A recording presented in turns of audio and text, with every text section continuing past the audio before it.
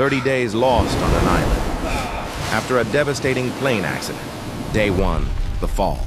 The world ended with a scream. The plane shook, alarms roared, lights flickered, and people prayed. A flash, then darkness. When I opened my eyes, I was lying on sand, face bruised, clothes torn, heartbeat loud enough to drown the waves. The plane was in pieces. Smoke rose like a warning to the sky. I called out for survivors. Only 3 answered. Aman, Zoya, Haris. Strangers a few hours ago. Now the only people alive in my world. Day 2. Reality sets in. By morning, fear became real. No signal, no boats. No footprints, no humans. Just an endless ocean and a deadly silence.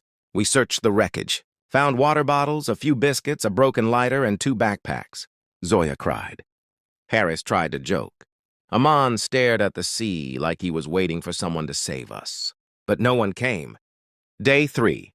The first nightmare. Nights were cruel. Winds roared like ghosts. The jungle behind us whispered dangers. And the ocean looked like it wanted to swallow us. We made a shelter from metal scraps and palm leaves.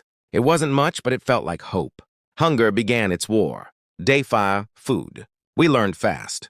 Harris climbed trees for coconuts. Aman made a spear from sharp metal. Zoya identified berries and plants. Me? I kept the fire alive.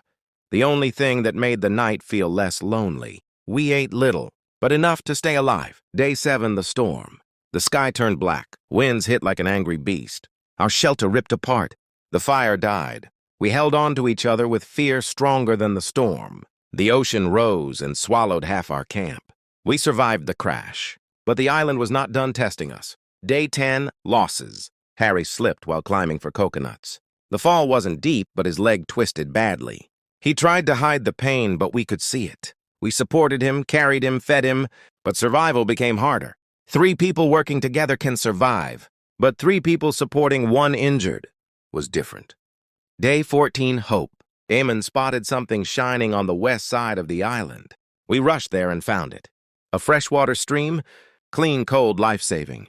For the first time, we drank without fear. For the first time, we smiled without forcing it. Hope tasted like cold water. Day 17, the fire.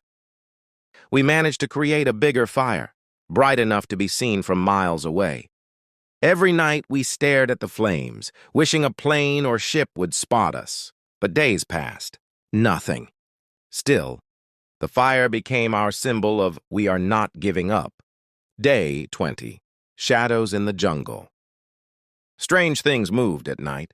Cracking branches, heavy breathing, eyes glowing in the dark. Wild animals. We weren't the only ones claiming this land. Aman and I guarded the camp in shifts. Zoya tended to Harris, whose injury was healing slowly. Every night felt like a battle between courage and fear. Day 23. The breakdown.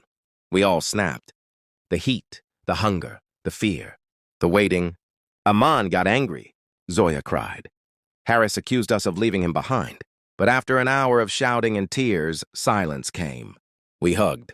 We apologized. We remembered that the island wasn't our enemy. Hopelessness was. Day 26. The plan. We built a bigger signal fire on top of the island's highest hill. It took all our strength. Zoya burned leaves for smoke. Aman dragged branches up the hill. Harris directed from below, unable to climb. We waited.